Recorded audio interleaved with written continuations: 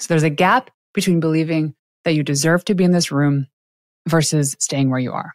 Some of you may call it imposter syndrome. Maybe it's self-doubt. Whatever the reason that stops us from getting on podcasts, getting on stages, taking a seat at the table, that is beyond your wildest dreams, is all the reason why you should actually do it. There is no level of growth that can happen unless anything you do to grow is a little bit scarier.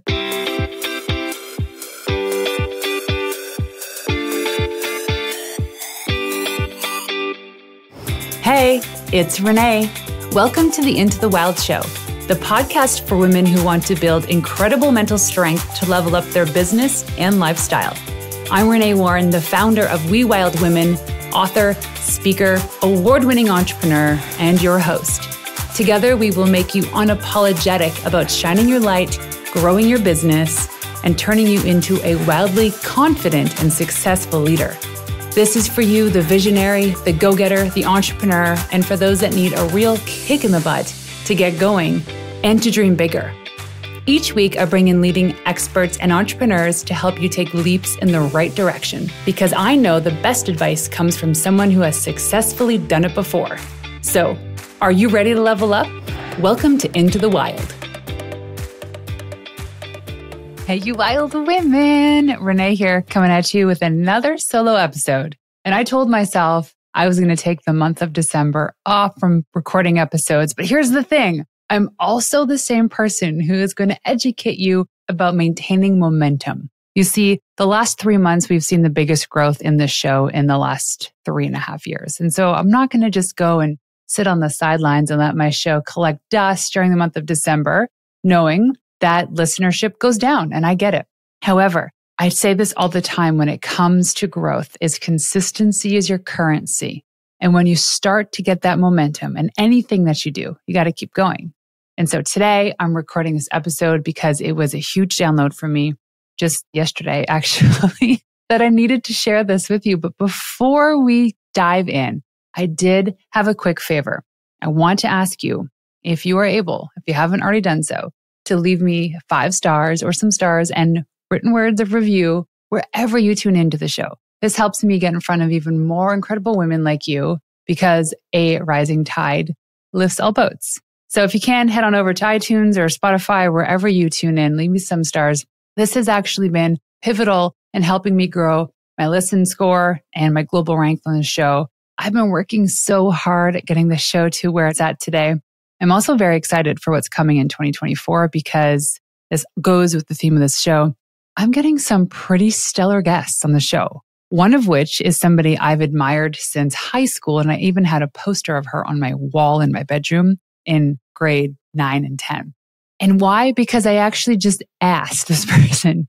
No, it took several asks, but I get it. I'm in the world of pitching, so you'd think my pitch was perfect, and it wasn't. And after this show airs, I am going to share this process of how I got this guest to be on my show. Really, it's just about taking bold, courageous action, not holding myself back.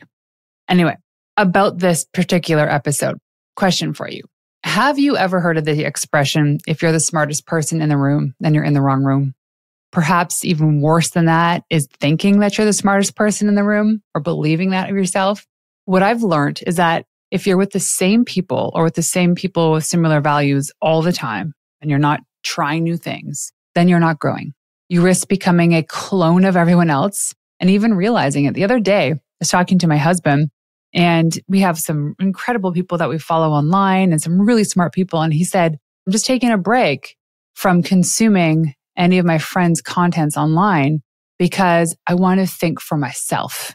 And I thought that was a really neat activity because, like I said, if you're only exposing yourself to the same 3 or 4 or 5 people, then you're just going to believe exactly what they believe.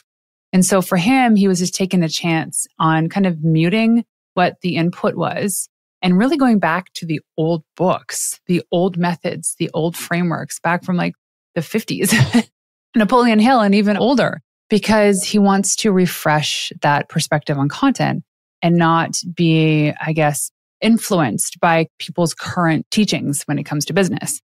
I thought, that is amazing. I want to do that too. Although I'm still a huge cheerleader for all of my girlfriends that have businesses online. Sometimes you just do need to take a break But here's the thing. And going back to this quote too about if you're the smartest person in the room, you're in the wrong room. What I love about it is that it emphasizes the need to always be learning. Now, if you're an avid listener of my show, then you know I have a motto. It's called ABC, always be curious. The problem is that there's a gap between believing you deserve to be in a room that you know you will grow in versus staying where you are. So there's a gap between believing that you deserve to be in this room versus staying where you are. Some of you may call it imposter syndrome. Maybe it's self-doubt. Whatever the reason that stops us from getting on podcasts, getting on stages, taking a seat at the table, that is beyond your wildest dreams, is all the reason why you should actually do it. There is no level of growth that can happen unless anything you do to grow is a little bit scarier, might be a little bit problematic for you. And yes, it cues the imposter syndrome for many reasons.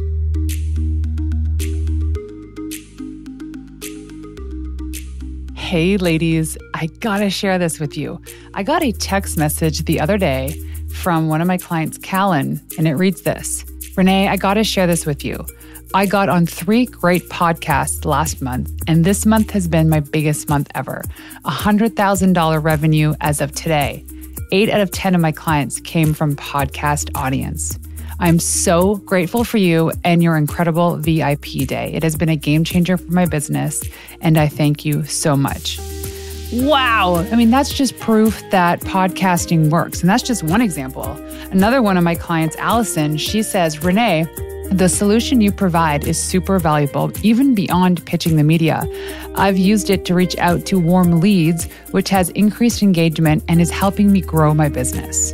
So there's something to be said about the people that are investing in the Authority Booster Intensive Day, so my VIP day, which is me creating your world-class PR strategy, which comes with so much custom content, a custom pitch list, which is I'm writing and my team is writing your pitches, the pitches that you would reach out to the podcast, to bloggers, to media, to TV, to radio, as well as a custom media list. So this is sourced from our database, our master list of media, and we pluck the right contacts based on your business goals so that we can help you create a PR strategy that your team can integrate and just plug in to the marketing tactics that you're already doing. So if you're interested in signing up for the VIP day, I do a couple a month. You can go to wewildwomen.com/VIP day. That's wewildwomen.com/VIP day. I was invited alongside my husband to go to a mastermind that has about, I think there's like 30 of us in this mastermind. And I'm talking about being in a room that is beyond my wildest dreams. So naturally, I don't feel like I deserve to be there. There are people there that I feel, there's people in my community even that I feel are way more suited and more experienced to be sitting at this table. Because in my mind, I think these are people whom I've studied. I bought their courses. I'm in their programs. I've hired them to coach me. I admire them. They have massive followings. Their like keynote fees are probably $50,000. Somehow, Renee Warren is going to be sitting at a table with these incredibly brilliant geniuses. And I don't feel like I deserve to be there.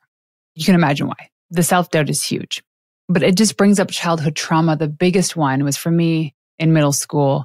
I was told that I was stupid, that I was ugly, that I can't accomplish much.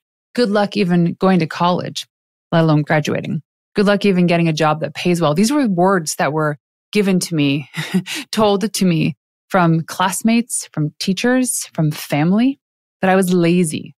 I was always as my dad says, a lollygagger. So all these things, right? Like, do you think traditional schooling system, it still exists today, that if you're the perfect student, if you follow all these things? I was never that student. I was never the best volleyball player on the court. I was never the best math student. I was never the best English student. I was never the best artist. But you know what though? You know what I was? And I know this to today. I was always the person that people wanted to have around. The team missed me if I wasn't at a volleyball game because I was always cheering. I was always making sure everyone was happy and excited to play. Leading a team is the same thing as people miss me. And I think really the filter that we all need to be filtering is, do we make people feel better about themselves when we're around? Who cares about our achievements? Is there something that you're giving in the room that you're in or the team that you're leading or the family that you're raising, that they feel good when you're there. They feel better after they leave because of you. So going back to these thoughts of imposter syndrome and worrying about, I don't deserve to be in this room because these people have achieved so many things that I only dream of achieving. And here I am. I don't want to say little Renee because I'm a tall woman, but little Renee showing up. I realized something about these thoughts. They can no longer define me. They aren't me. And I will no longer allow them, these words, to stop me from achieving greatness. So I'm going to go and I'm going to show up and I'm going to give it my all.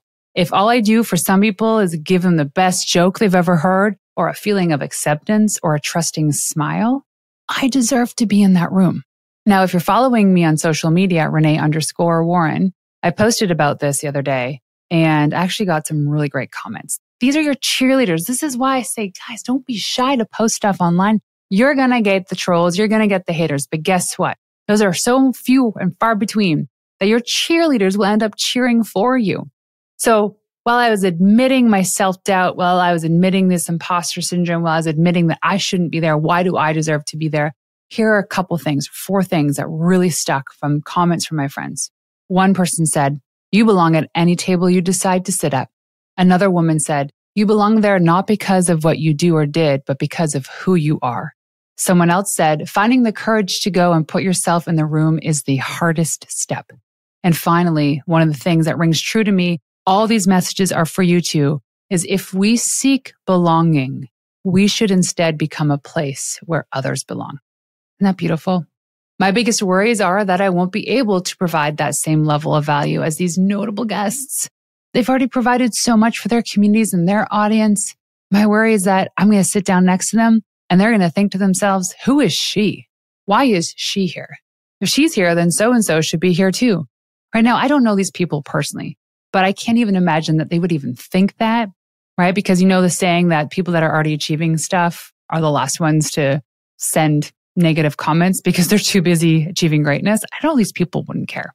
But I think to myself, I allow myself to believe these things sometimes, which stops me from believing that I deserve a seat at this table. But I do, and you do too. So I think of all the great women who've paved the way, these massive trailblazers in our lives, the inventors, the mathematicians, these women that helped build spaceships to go to outer space. All of these women never once deserved to see a seat at that table because society said so. But they demanded it. And the moment that they demanded it, guess what? They changed the world. All this to say that when you are presented with an opportunity to do something that is a knowing game changer for you, whether that be in your marriage, in parenting, in your health, in your business, take that leap. There is no better way to grow, and there is certainly no better way to open yourself up to receiving abundance unless you take those risks. So until next time, ladies, peace out. So there you have it. Thank you for tuning in to another episode of Into the Wild. To make this girl happy and to help reach other women who are dreaming of starting their business, please leave us a 5-star review on iTunes and everywhere you listen in. Also, if you want to find me in the wild, check me out on Instagram at Renee_Warren. That's RENEE_WARREN. And leaving you with one of my favorite tips of all time, the best advice you could ever receive is from someone who has successfully done it before you. Until next time, ladies, peace out.